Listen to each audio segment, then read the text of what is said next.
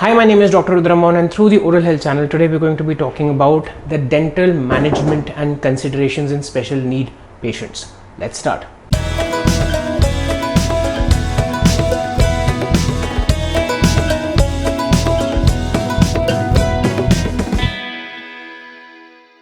So the special needs patient is actually an umbrella term for a lot of disorders and a plethora of disorders and disease processes that the children might be going through or adults might be going through. Today I'm going to be talking about special needs patients who are on the mental and cognitive disability side.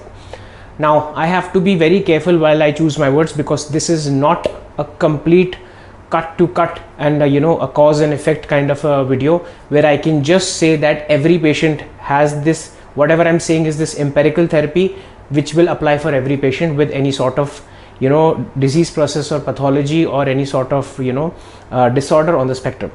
But we would definitely be discussing about patients such as patients suffering from Asperger's syndrome or autistic disorders, and special needs patients who require coaching and especially more care and intensive care when it comes to managing their oral health problems and making sure that their oral health is taken care of.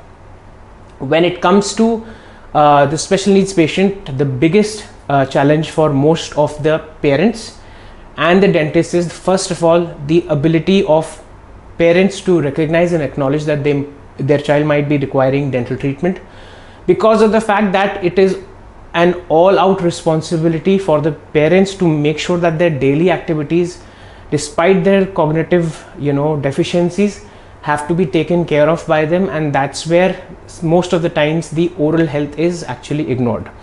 On top of that, most of the dentists around also feel very apprehensive to treat patients on the spectrum or special needs patients, because of the fact that there is a very large population of patients that might not be comfortable and cooperative in the dental chair. That's why, to be very honest, if you really have to go for a dental checkup or an oral health evaluation, you should go to a pediatric dentist or a dentist who has some sort of credible training in taking care of oral health of special needs patients. Now, because of the fact that behavior management is a very important component of taking care of patients on the spectrum might not be verbal, they might not be very well in communication, they might not be very open to orders, and they might not be very great with manual dexterity when it comes to maintaining oral hygiene. That's where the patient, even if the patient is taught how to brush, they might not be able to brush properly, and that's why they might have oral hygiene issues.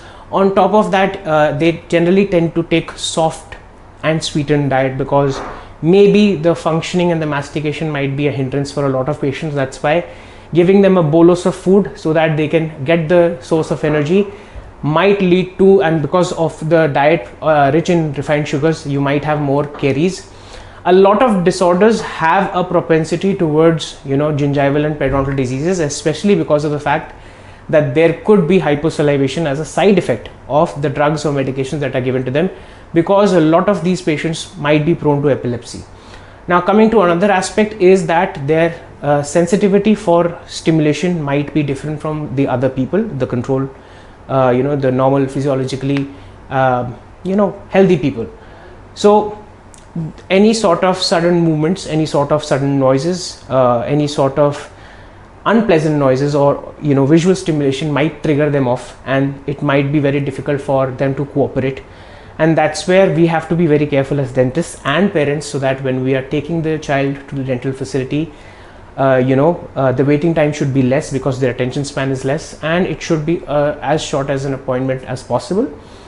Now, coming to some of the techniques that might require some attention from the parents as well. If the child is small and you require the child to be cooperative, depending upon the range of cooperation, we have some scales also that we use for cooperation assessment.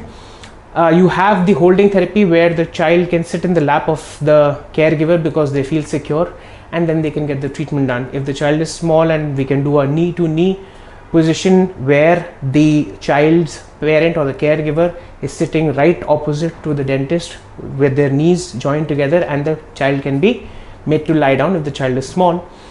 And you have other things such as tell, show, do technique. You have other things such as positive reinforcement, which is basically when you are taking care of a child and every time the child is cooperating with you, you are giving them some sort of a healthy gift, which kind of tells them that yes, I've been a good child and I've been a good patient, and that's why I need to keep on repeating this behavior. And conversely, negative reinforcement with a firm voice if they are not cooperating.